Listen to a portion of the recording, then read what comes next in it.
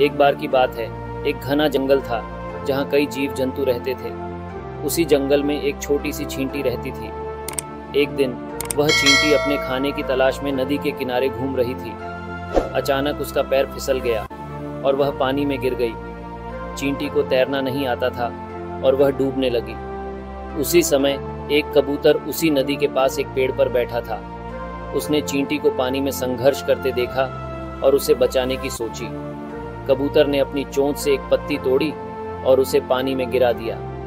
चींटी ने पत्ती को पकड़ा और धीरे धीरे तैरते हुए किनारे तक पहुंच गई। उसने कबूतर का धन्यवाद किया और अपनी जान बचाने के लिए आभार व्यक्त किया। कुछ दिनों बाद वही कबूतर उसी पेड़ पर बैठा था। अचानक उसने देखा कि एक शिकारी उसे पकड़ने के लिए तीर धनुष तैयार कर रहा है। कबूतर को कोई रास्ता नहीं दिख रहा था कि वह कैसे बच सके, लेकिन तभी चींटी ने शिकारी को देखा और उसकी मंशा को समझ लिया।